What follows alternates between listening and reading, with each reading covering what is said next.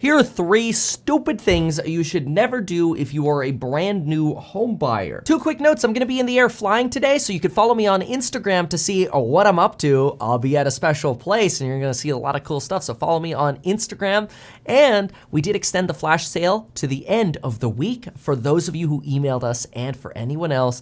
69% off, largest percentage basis sale for the programs on Building Your Wealth, link down below. Now, what I'm doing is every day I'm going to try at the beginning of my market live streams where we hang out around 4:30 in the morning. I'm going to try to provide 3 sort of little bits of financial suggestions for you. I am a licensed financial advisor, real estate broker as well. This isn't personalized advice for you, but I want to try to give 3 solid pointers that I think can help you build your wealth. And so sort of bring it to the basics, right? And so 3 stupid things that almost all home buyers start with are things we're going to address here. The very first thing that you should pay attention to is the down payment. In my opinion, the worst thing people could do is save up 20% down for a home in America.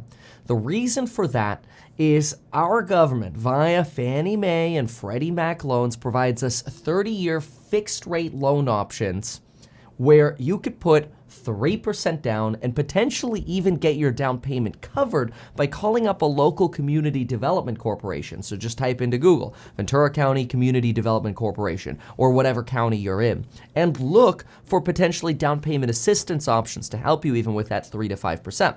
Now, a lot of people get angry at me when they say, wait a minute, why shouldn't you save up 20% for a home? Then you don't have to pay mortgage insurance. So let's break this down in 2 ways.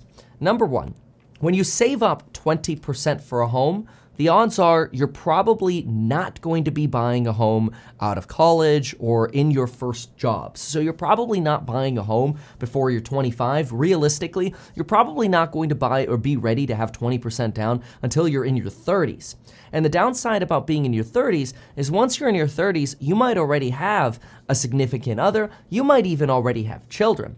I'm 31 and I already have a 7-year-old and a 5-year-old. I don't have a baby anymore. I don't even have a toddler anymore. But I bought my first home when I was 19 because I bought that home with 3.5% down, an FHA loan. You have to live in the property, obviously, to put any less than 20% down. Generally, if you're an investor in residential real estate, you're going to put a minimum of 25% down. And if you're an investor in commercial real estate, you're generally going to put 35% down. But for home buyers who agree to live in the property for at least a year, they can put down 3, 3.5, 5, 10%. Doesn't matter. If you're a veteran, you can actually go as far as putting 0 money down. And so why is it important to think about getting into real estate earlier? Well, the problem with saving up that down payment is that by the time you actually do save up a 20% down payment, your housing needs have dramatically changed generally. See, if you're 18 to 24, you could get by with buying a studio or a 1-bedroom, 1-bath house, something really small, well beneath your means. Doesn't have to be a dream home. In fact, you might even pay less for the property to buy than you might pay to rent, especially if you end up getting, let's say, a 3-bedroom home and then you rent out 2 of the rooms and you essentially old school house hack, right? By renting out the rooms. Say your mortgage is $200, you rent out 2 rooms for $700. Now all of a sudden you're only paying $600 to live there, plus of course some incidentals. So in my opinion, starting when you're younger without familial obligations, whether it's a spouse or children or whatever, is a fantastic way to start getting into the ride of real estate. Now, we already know that the average net worth of a homeowner is in excess of 20 to 30 times that of a tenant. This is relatively easy to study, and it's relatively available on the interwebs. But the reason it's important is because you want to get on the path of owning many properties quickly. You want to do that as soon as possible, so the benefits of compound interest can actually start working for you. The beauty is, when you start with a smaller property, at some point you're going to move up to a larger property, and that allows you to bank hack, which means you're putting 3 or 5% down in your first property, you live there for a year or 2, and then you move and you do it again. So you go from a 1-bedroom to a 2-bedroom, and a 2-bedroom to a 3-bedroom, and a 3-bedroom to a 4-bedroom, and before you know it, you got 4 or 5 properties.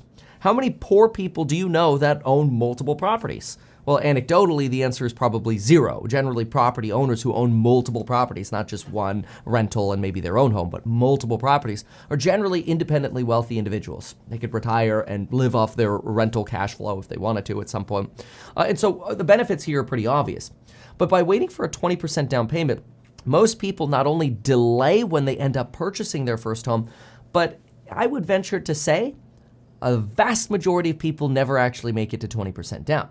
See, there's something regarding the psychology of money that I talk a lot about in my courses on educating folks to build their wealth, whether it's through real estate, higher income, or stocks, whatever it may be.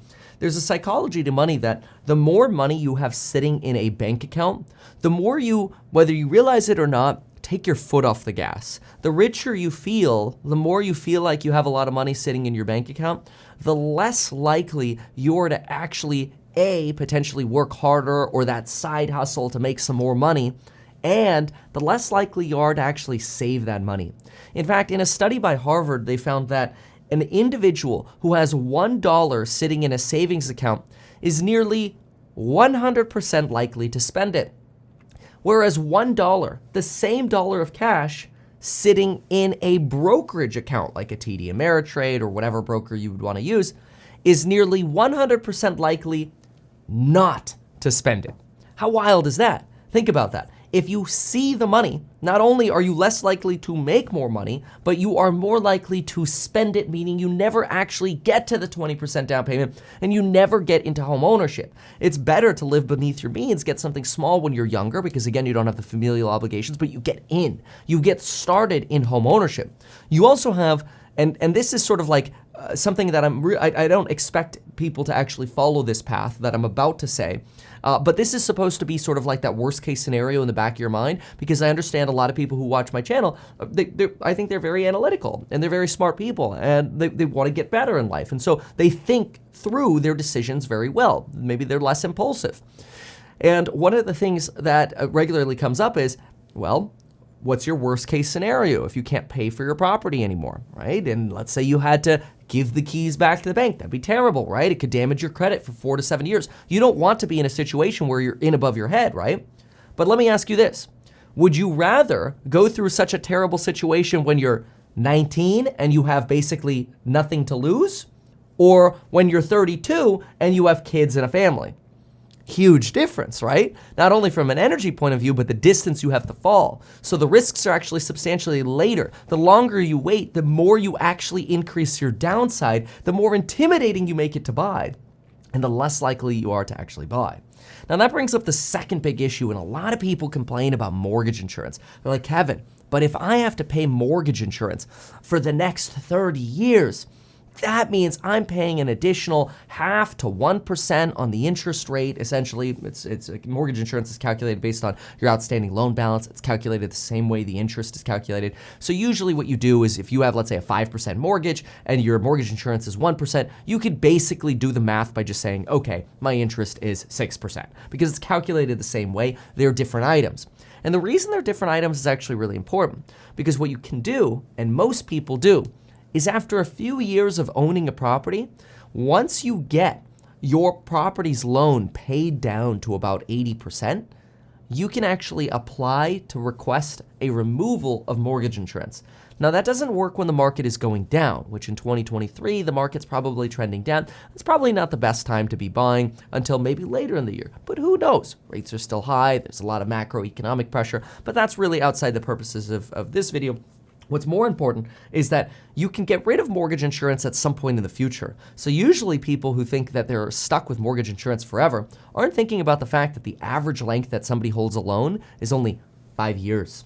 The average length of time somebody actually lives in a property is 7 years. And most people sell. So most people end up getting rid of their mortgage insurance solely by refinancing by year 5. But as soon as year 2, worst case year 3, you could potentially just apply by paying for an appraisal with your mortgage servicer to get rid of mortgage insurance. So you're generally not looking at keeping mortgage insurance very long. In fact, I bought a really good deal when I first bought my property, my first home. I bought a wedge deal. And because I bought a wedge deal, I bought a property with 3.5% down, finance the fix-up through a 203K renovation loan. It's an FHA chapter instead of 203B, which is a non-renovation loan. And by doing so, I was able to build so much equity in the property within the first year of ownership that I refinanced in the second year, qualified completely on my own. My income had gone up. Everything's great. And what happened? Boom, mortgage insurance gone. Now I'm in a conventional loan. Then, now I have equity in the property and no mortgage insurance. What do? Get a home equity line of credit, which now I could tap 10% of the, an additional 10% of the equity in my property for. And what do I do with that 60 grand? Boom, buy my first rental property. Now, I could have also used that to just buy and move into my next home. It's not the path that I went down, but it's an option. The third mistake that a lot of people make, and this is a simple one, is they just wait for their dream home. I think this has a lot to do with the fact that they're saving up their down payment and they're trying to avoid mortgage insurance, and they're so anxious about their getting to that 20% that by the time they actually are ready to buy their home, they have no choice but wanting their dream home, and then they potentially never end up buying. So kind of crazy, but in my opinion, I would highly encourage looking into real estate sooner rather than later. And I would really encourage making sure you avoid the 3 mistakes we talked about in this video. So if you found that helpful, leave a comment down below, share the video, and thank you.